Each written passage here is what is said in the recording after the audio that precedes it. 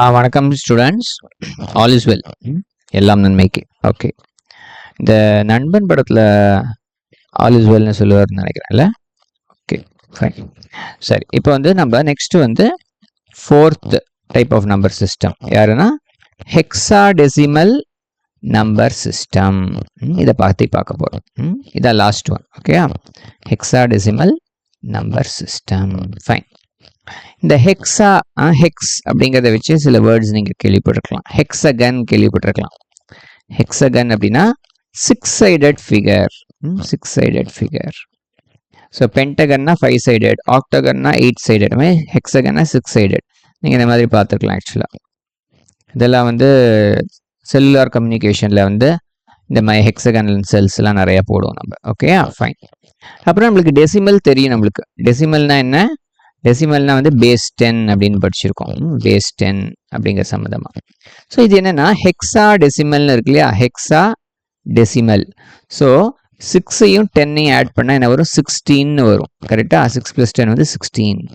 So hexa decimal சிஸ்டம்ங்கிறது என்னன்னா base 16 number system. Base 16 number system அப்படின்னா இதில் 16 unique digits or symbols use பண்ணணும். ஆஸ் யூஷுவல் தான், ஒரே ஃபார்மேட் தான் நம்ம ஃபாலோ பண்ணிட்டு இருக்கோம். ஒன்றும் புதுசாக அதுவும் உங்களுக்கு சொல்லலை. ஓகேயா? ஸோ நார்மலாக 0லேருந்து ஆரம்பித்து எழுதுவோம் இல்லையா? 0 1 2 3 4 5 6 7 8 9. அப்புறம் 10 எழுதலாமா? 10 எழுதலாமா கூடாதா?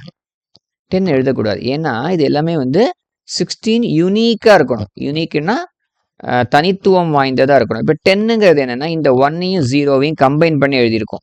ஸோ இது வந்து ஒரு யூனிக் டிஜிட் கிடையாது. ஸோ இப்படி எழுதக்கூடாது. வேற என்ன எழுதுறது? எல்லா நம்பர்ஸ் டிஜிட்ஸும் எழுதிட்டோம். ஸோ நம்ம நெக்ஸ்ட் ஆல்ஃபபெட்ஸ்க்கு போகலாம். ஆல்ஃபபெட்ஸில் என்ன இருக்கு? A B C D E F. இந்த 6 எழுதிக்க போகிறோம்.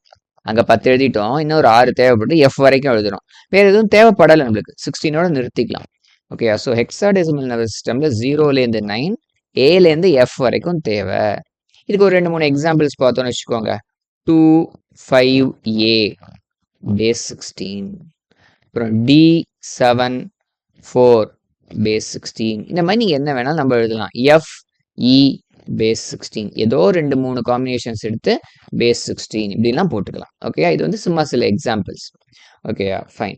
இப்போ இப்போ 0லேருந்து எப்படி எழுதுறது நம்பர்ஸ் அப்படின்னு பார்க்க போகிறோம். ஸோ 0 1 2 3 4 5 6 7 8 9 வரைக்கும் எழுதிடுறோம். அப்புறம் என்ன 10 எழுதலாமா? 10 எழுதக்கூடாது. ஏன்? ஏலாம் இருக்கே, கண்டுபிடிச்சிருவாங்களா நிறைய பேர் ஏபிசிடின்லாம். ஸோ ABCDEF வரைக்கும் எழுதிக்க போகிறோம். ABCDEF வரைக்கும். அப்புறமா எஃப் முடிஞ்சிடுது. அப்புறம் என்ன செய்யணும்? எஃப்க்கு அப்புறம் 0 போடுங்க, இங்கே 1 போட்டுக்கோங்க. அப்புறம் இப்போ இந்த 1 மெயின்டைன் பண்ணி 1 0 1 1 1 2 1 3 1 4 1 5 1 6 1 7 1 8 1 9. அப்புறம் என்ன எழுதணும்? 2 0 எழுதலாமா?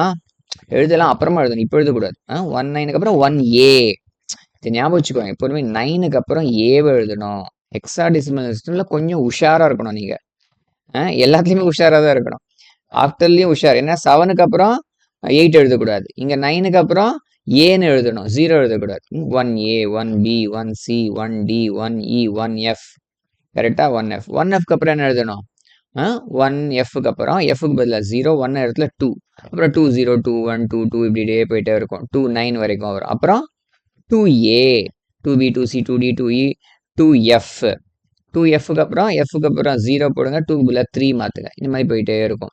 அப்புறம் என்ன எழுதும்? 99 வரைக்கும் எழுதுகிறோம். 99 எழுதிட்டு என்ன எழுதலாம்? ஏதோ ஒரு பொசிஷனில் 98க்கு அப்புறம் 99 வருதுன்னு வச்சுக்கோங்க. 98க்கு அப்புறம் 100 எழுதணுமா? இல்லை. இந்த 9 அப்படியே மெயின்டைன் பண்ணி 9க்கு அப்புறம் A 9B 9C இப்படி போயிட்டுருக்கோம். 9D 9E 9F அப்படி வரும். 9Fக்கு அப்புறம் எஃப் வந்து 0வா மாறிடும். 9க்கு அப்புறம் என்ன எழுதணும்? A0 A1 இப்படிலாம் போகும். ஓகே, கொஞ்சம் ட்ரிக்கி, செமையாக இருக்குது. கொஞ்சம் மூளை யூஸ் பண்ணால் தான் கரெக்டாக வரும். அந்த மாதிரி ஏ அப்புறம் ஃபுல்லாக போகும், பியில் போகும், சிடி எஃப்எஃப் வரைக்கும் வரும். எஃப்எஃப்க்கு முடிஞ்சதுக்கு அப்புறமா தான் எஃப்க்கு பதிலாக 0, எஃப்க்கு பதிலாக 0, அப்புறம் 1ன்னு ஆரம்பிச்சு இப்படி போகும். 101 102 அப்புறம் அப்படியே 109 வரைக்கும் வரும். அப்புறம் 10A அப்புறம் 10B இப்படி போகும். ஓகேங்களா? இது நல்லா புரிஞ்சுக்கோங்க. இது செம கான்செப்ட் இது. இது வந்து உங்களுக்கு மைக்ரோ ப்ராசஸர், மைக்ரோ கண்ட்ரோலர் எல்லாம் பற்றி படிக்கும்போது இதெல்லாம் உங்களுக்கு மெமரி அப்படின்னு ஒரு கான்செப்ட் படிப்போம். அங்கே இதெல்லாம் சூப்பராக யூஸ் ஆகும். ஓகேங்களா? ஓகே ஃபைன், பார்க்கலாம். பாய்.